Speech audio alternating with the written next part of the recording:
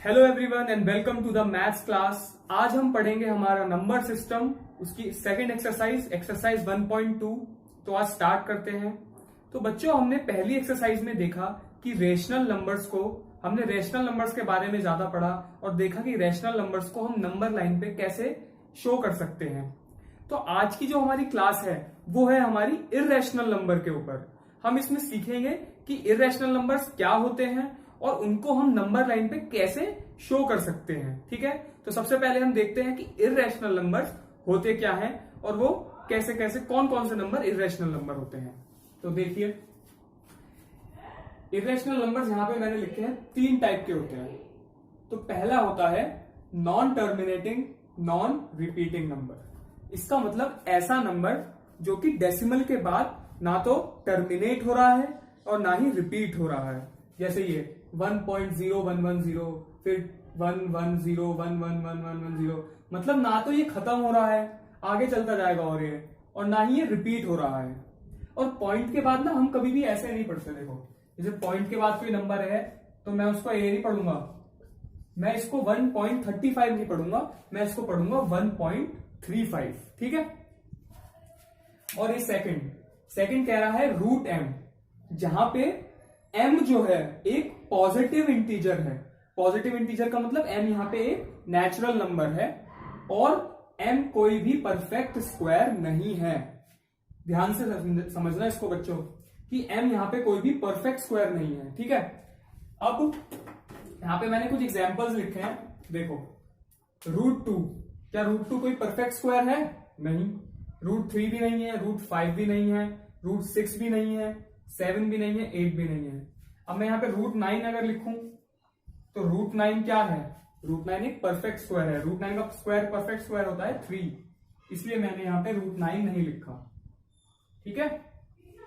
ऐसी √1 का perfect square 1 होता है, इसलिए मैंने √1 भी नहीं लिखा।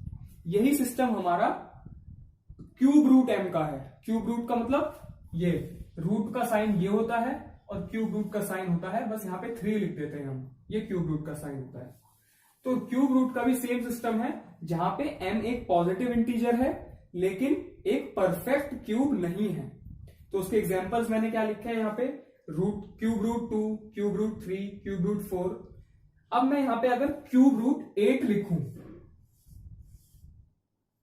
तो बच्चों 8 का क्यूब रूट तो हमें पता है 2 होता है, इसलिए आपको स्क्वायर रूट और क्यूब रूट में कंफ्यूज नहीं होना, क्योंकि स्क्वायर रूट 8 इर्रेशनल है लेकिन क्यूब रूट 8 इर्रेशनल नहीं है। क्यूब रूट 8 हमारा रैशनल नंबर है। ठीक है, जबकि स्क्वायर रूट 8 जो है हमारा वो इर्रेशनल है। ठीक है, समझ में आया आप सबको?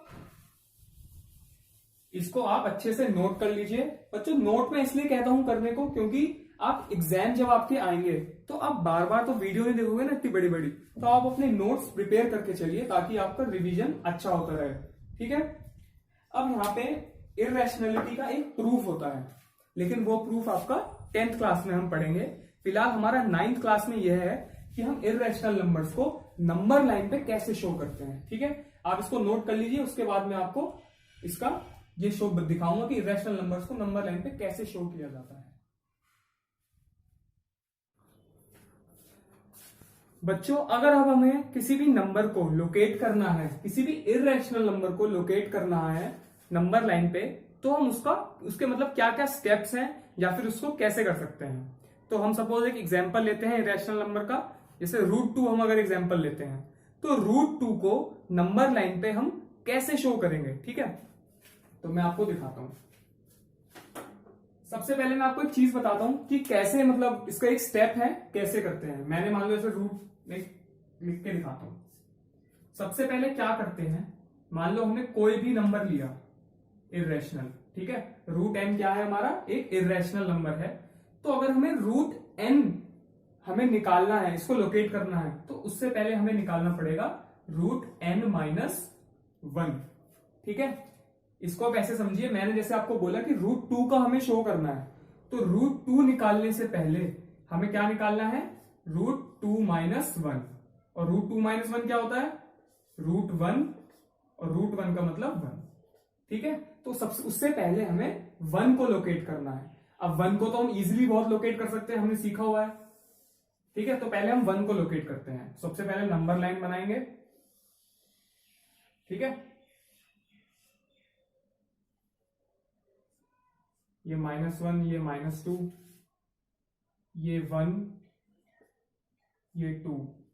ठीक है, अब 1 तो ये रहा, हमने 1 को मार्क कर दिया है ना, ये रहा 1।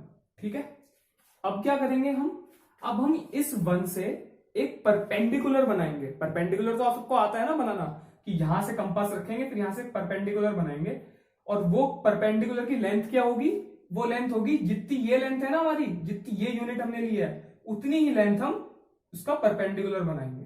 ठीक है, और इसको अब ज्वाइन कर देंगे।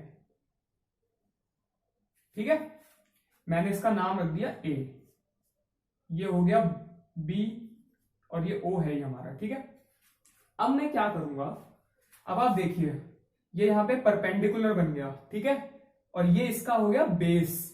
तो अगर मैं इसको ज्वाइन कर दूं, इसको मैं ज्वाइन कर दूं, तो ये मेरी क्या हो गई, हाइपोटेनस हो गई। अब ये क्या बन गई यहां पे मेरी, पाइथागोरस थ्योरम। पाइथागोरस थ्योरम क्या होती है बच्चों, देखो ये पाइथागोरस थ्योरम क्या होती है, हाइपोटेनस,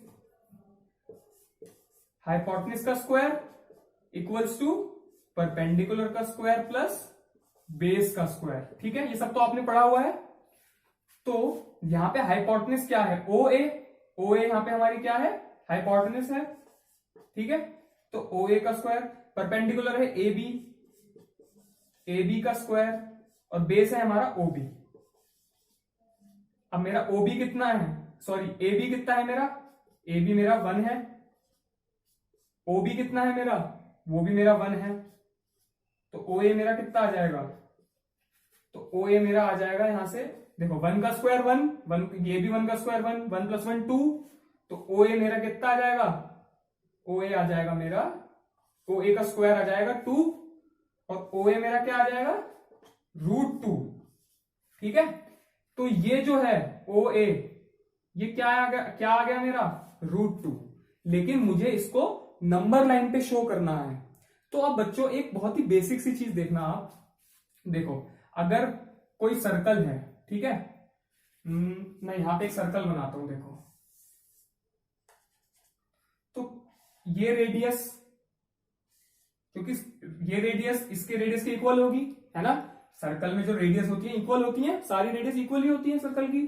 तो अगर जैसे ये यहां से यहां तक √2 है, तो अगर मैं कंपास से मार्क करूंगा और यहां पे नंबर लाइन पे उसके एक आर्क लगाऊंगा, तो ये पॉइंट मेरा √2 होगा कि नहीं होगा, बताइए। ये एक सर्कल ही तो बन गया, यहां से मैंने आर्क लगाई, तो ये मेरा यहाँ पे √2 मार्क हो गया।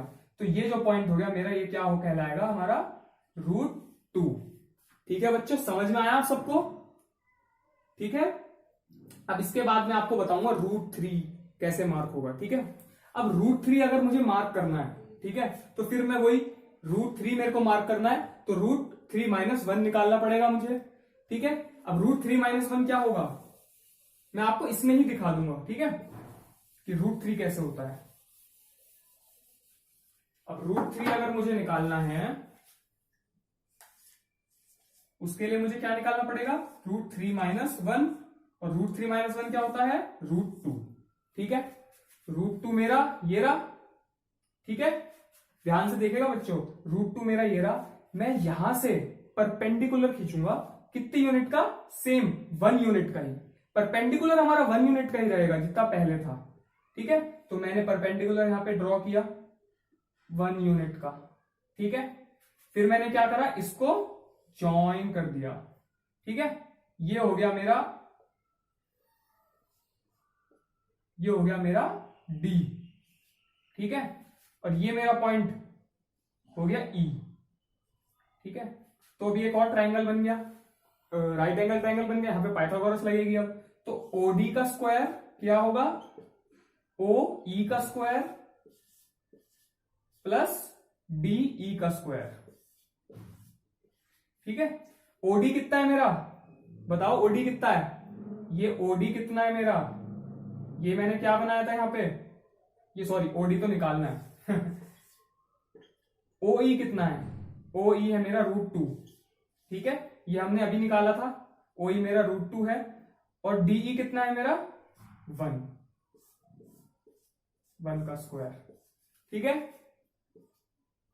तो ओडी का स्क्वायर कितना आ जाएगा, √2 का स्क्वायर 2, 1 का स्क्वायर 1, तो ओडी मेरा आ जाएगा √3, ठीक है बच्चों, √3 आ गया ओडी, ये मेरी लेंथ √3 आ गई।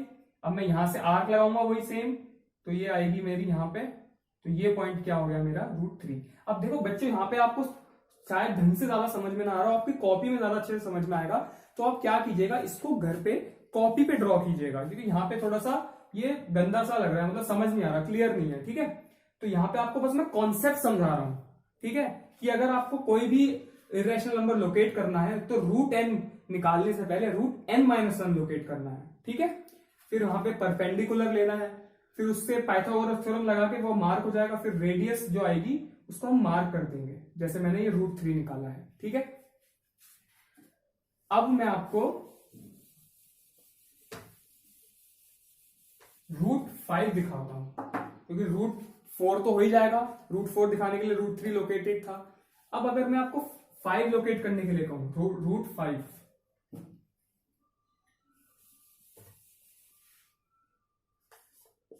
तो √5 निकालने के लिए मुझे क्या निकालना पड़ेगा, √5 - 1, जो कि हमारा क्या है √4, और √4 क्या होता है हमारा 2। ये √5 हमारा और भी इजी हो जाएगा, क्योंकि हमें परफेक्टली हम इसको शो कर सकते हैं नंबर लाइन पे। अब मैं इसको नंबर लाइन पे शो करता हूं,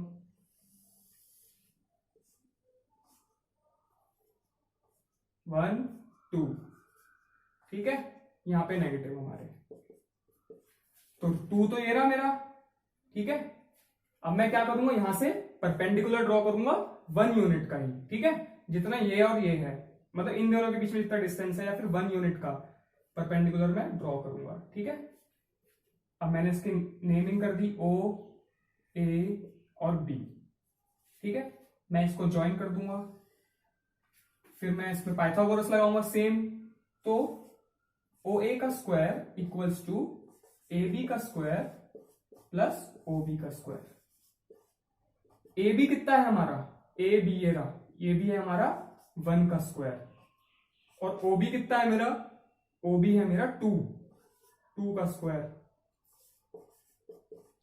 तो ये क्या हो जाएगा मेरा, 1 का स्क्वायर 1, 2 का स्क्वायर 4, और OA क्या हो जाएगा मेरा, OA हो जाएगा मेरा √5। आ गया बच्चों √5। तो यहां से लेकर जितना है यहां पे ये है √5। अब यहां से कंपास लगा के जब मैं आर्क लगाऊंगा तो ये कुछ यहां पे आएगा, ठीक है। तो ये जो मेरा पॉइंट है ये है मेरा √5। अगर एक बार हमने √5 निकाल दिया तो हम √6, √7, √8, √9 ये सब निकाल लेंगे, ठीक है बच्चों। आपको समझ में आया? आप इसको कॉपी में जब अपने करके देखेंगे ना तब आपको बहुत बारीकी से समझ में आएगा, ठीक है। यहाँ बोर्ड पे थोड़ा अनटाइडी लग रहा है, लेकिन बस यहाँ पे मैं आपका कॉन्सेप्ट एक समझाना चाह रहा हूँ, स्टेप समझाना चाहता हूं आपको, ठीक है। होप आपको समझ में आया हो ये। अब आगे बढ़ते हैं। बच्चों मैंने यहाँ पे स्टेप्स लिखे हैं इरेशनल नंबर्स को लोकेट करने के लिए नंबर लाइन पे, ताकि आप बार बार कंफ्यूज ना हो। आप इसको प्लीज नोट कर लीजिए, मैं आपको समझाऊंगा इसके बारे में। अब इसका फर्स्ट स्टेप क्या है कि हमें अगर √n को to locate √n on number line, हमें उससे पहले √n-1 को कैलकुलेट करना पड़ेगा। इसका मतलब अगर हमें √2 को लोकेट करना है तो उससे पहले हमें √2-1 निकालेंगे, और √2-1 क्या आएगा हमारा √1। √1 इक्वल्स टू 1। इसका मतलब हमें 1 को शो करना है। तो सबसे पहले हमने √n-1 निकाल दिया।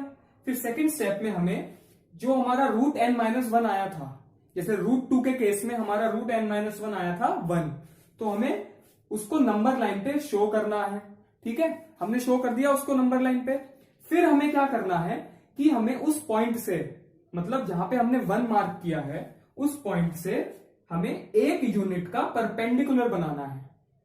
मतलब ये √n-1 जहां पे हमने लोकेट किया है, √n-1 हमारा 1 आया था ना, तो 1 से हमें परपेंडिकुलर शो करना है 1 यूनिट का, ठीक है।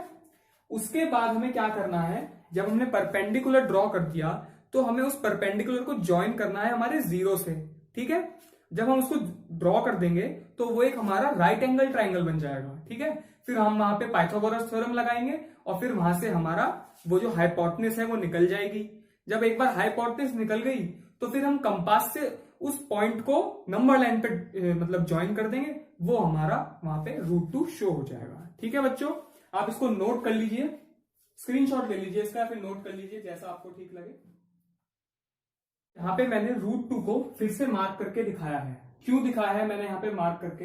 क्योंकि कई बच्चों को डाउट होता है कि सर जब हम यहाँ पे पाइथागोरस सॉल्व करते हैं तो यहाँ पे OA की जो वैल्यू आएगी, जब हम स्क्वायर रूट यहाँ पे शिफ्ट करेंगे तो OA की दो वैल्यू आएंगी, एक आएगी +√2 और एक नेगेटिव आएगी, एक पॉजिटिव आएगी। तो आप हमेशा पॉजिटिव ही क्यों लेते हो? तो बच्चों यहाँ पे अगर मैं, क्योंकि यहाँ पे देखो लेंथ की बात हो रही है, अब लेंथ कभी भी नेगेटिव नहीं हो सकती, हमेशा पॉजिटिव ही होगी, तो हमें हमेशा पॉजिटिव को लेना है, ठीक है। इसलिए यहाँ पे हम पॉजिटिव नंबर लेते हैं, ठीक है। अब हम इसके कुछ जो है आपकी एक्सरसाइज सॉल्व करेंगे, ठीक है। तो देखते हैं आपकी एक्सरसाइज में क्या क्या क्वेश्चंस पूछे गए हैं। एक्सरसाइज स्टार्ट करते हैं आपकी।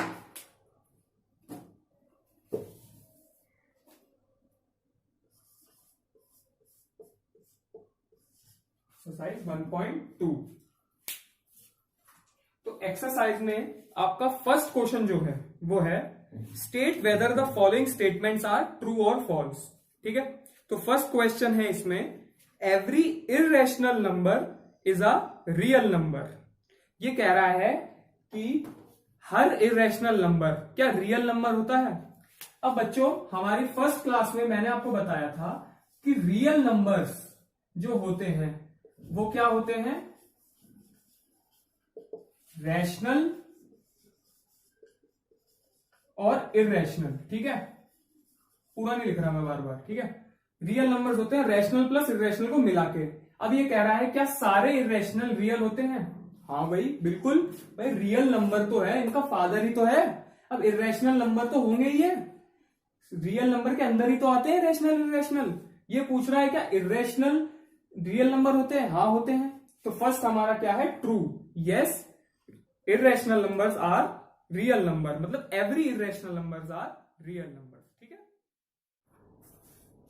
सेकंड नंबर का क्वेश्चन क्या कह रहा है, मतलब फर्स्ट का second part, every point on the number line is of the form √m where m is a natural number, ठीक है। क्वेश्चन समझो, क्वेश्चन को ध्यान से पढ़ो और उसको समझो क्या कह रहा है।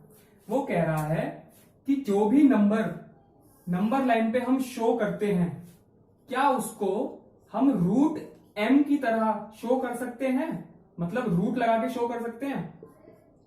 अब देखो, अब यहां पे बहुत सारे नंबर्स हैं, ठीक है। मैं √1 को नंबर लाइन पे शो कर सकता हूं, हाँ √1 की वैल्यू 1 होती है। √2 को शो कर सकता हूं, हाँ √2 की वैल्यू कुछ 1.44 होती है, 1.14 होती है, मतलब कुछ 1.41 सॉरी। हाँ मैं इसको शो कर सकता हूं, कुछ यहां आएगा, मतलब √3 को भी शो कर सकता हूं, 1.73 यहां होती है। अब इनके अलावा और भी तो नंबर्स होते हैं, जैसे ये नेगेटिव नंबर्स। क्या मैं नेगेटिव नंबर्स को शो कर सकता हूं? अब मुझे -√, ये तो फिर अलग ही चला गया ना, -√2 ये भी हमारे कोर्स में ही नहीं है, और -√2 की वैल्यू तो कुछ अलग आती है, ठीक है। तो हम नेगेटिव नंबर्स को शो नहीं कर सकते, ठीक है। खाली नेगेटिव नहीं, और भी बहुत सारे नंबर्स हैं जो हम इस पे √m की तरह शो नहीं कर सकते हैं। तो सेकंड आपका है इट इज फॉल्स। हम क्या लिखेंगे इसमें? It is false, √m can not, मतलब सारे नंबर शो नहीं किए जा सकते where m is a natural number, ठीक है। थर्ड क्या कह रहा है हमारा? Every real number is an irrational number. नहीं, बिल्कुल नहीं। क्या हर रियल नंबर इरेशनल होता है? अब ये देखो, ये रियल नंबर के अंदर होते हैं रैशनल और इरेशनल। अब सारे रियल नंबर इरेशनल थोड़ी हो सकते हैं। अब ये बताओ, ये 1 2 3 ये क्या है? ये तो इंटीजर हैं, ये इरेशनल थोड़ी है। तो थर्ड है हमारा फॉल्स, नॉट एवरी इरेशनल, मतलब नो, मतलब ये क्या कह रहा है? Know every real number is not an irrational number. Irrational तो इसका बस एक पार्ट है, ठीक है बच्चों।